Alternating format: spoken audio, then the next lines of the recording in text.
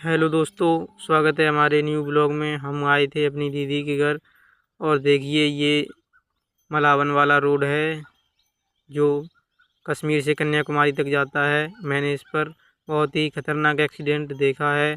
ये देखिए, इसमें एक भाई की जान चली गई जो ड्राइवर भाई थे, और खलासी तो ठीक है। गाड़ियों को धीरे चलाएं और सुरक्षित तरीके से चलाएं, कम स्पीड में चलाएं। अगर नींद लगे तो सो जाएं, क्योंकि दुर्घटना आए दिनों बढ़ती जा रही हैं लापरवाही के कारण।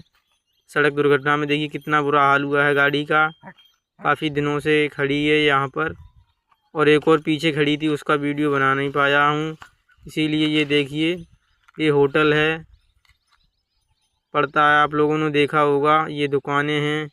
ये देखिए हमारी गाड़ी है और मैं जा रहा हूँ अपने घर बिछवा से देवगंज, और एटा गया था अपनी दीदी के घर।